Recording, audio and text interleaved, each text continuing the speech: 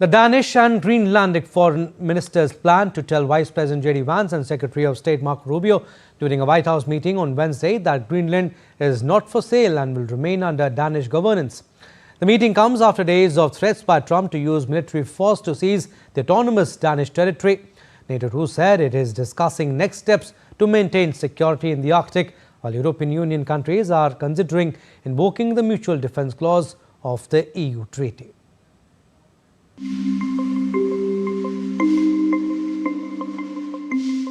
Diplomacy has intensified in the Arctic Circle amid Trump's warning of taking control over Greenland and autonomous territory of Denmark.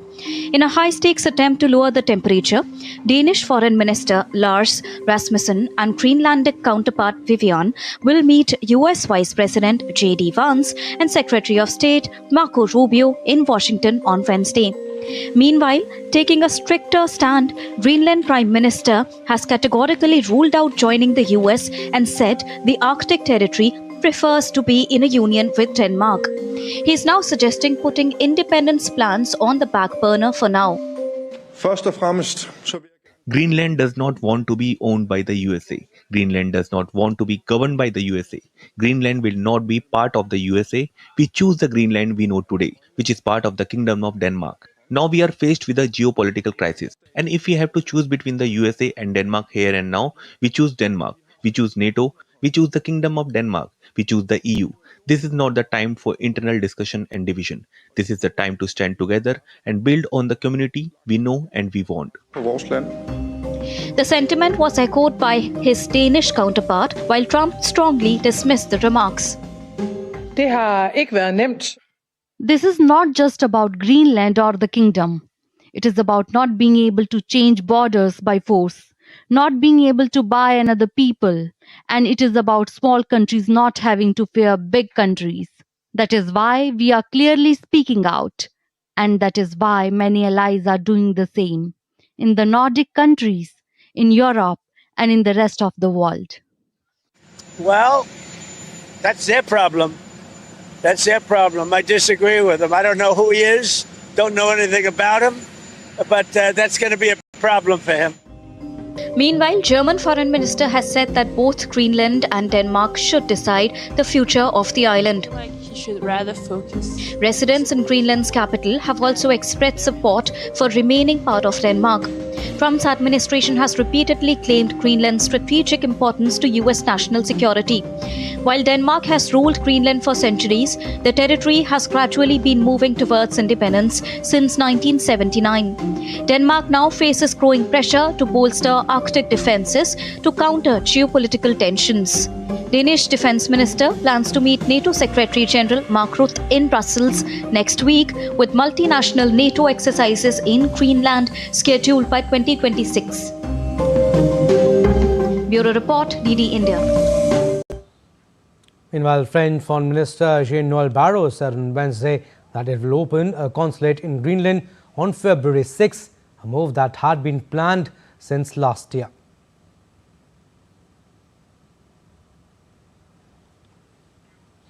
And to talk more on this, I'm joined by DW correspondent Stephen Beardsley from Berlin. Hi, Stephen. What can we expect from the meetings today? Yeah, I think what we're going to expect from the Danish and the Greenlandic side is what we saw earlier this week from the German side. The German foreign minister also visited Marco Rubio. He came away reassured there, but he also delivered the message that Greenland has the right to decide the fate of the territory itself.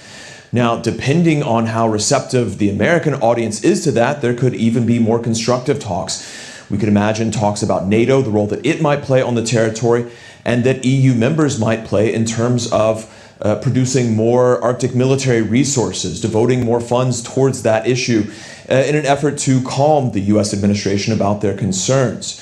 The real question here is what the US side is going to come prepared to do. What message that they have and what answers are they willing to accept from the Danish and the Greenlandic foreign ministers.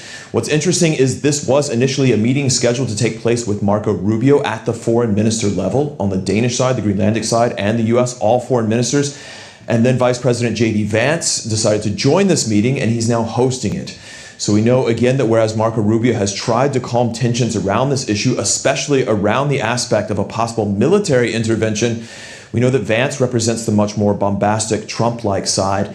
And he's also been very dismissive of Europe in the past. So this is where there is a question of how this is going to look, as well as whether there might potentially be the danger of a Zelensky moment in the sense that there's a kind of press conference around this that could get awkward for all sides. Also, Stephen, we want to know from you, what's at stake for Europe in these discussions?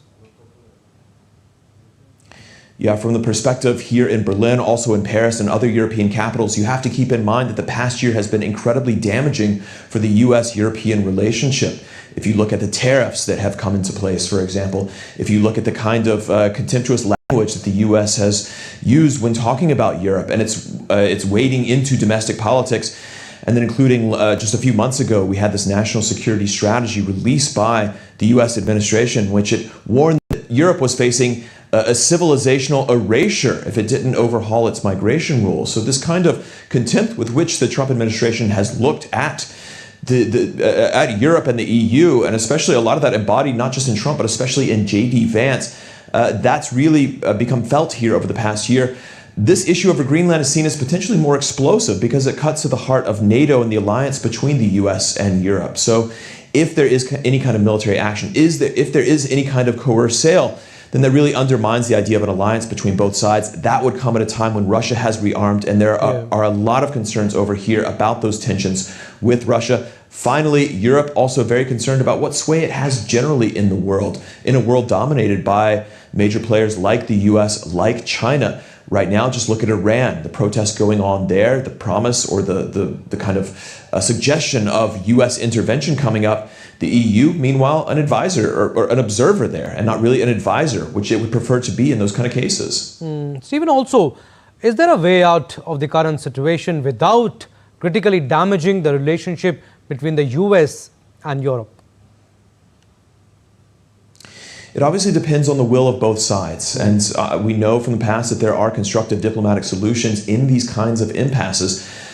In fact, I spoke last week with one of the ministers from Greenland, the mining minister, Naya Nathanielsen, and interviewing her, she said, look, there are constructive solutions here. There is collaboration that we would like to pursue. We see ourselves as Greenland within the sphere of US interests. We understand that that is our role. We're taking steps to reduce, if not completely exclude, investment from Russia, from China, from those who are considered foes of the US. She said, however, there has to be mutual respect, and that's what Greenland isn't feeling right now. And so I think that speaks to the kind of rupture that's standing in front of both of these regions right now if something isn't done, and that's the danger here. So this is a relationship that has been damaged significantly over the past year. The question is if it's going to be ruptured almost completely. All right. Well, with that, thank you for getting us the updates on that story.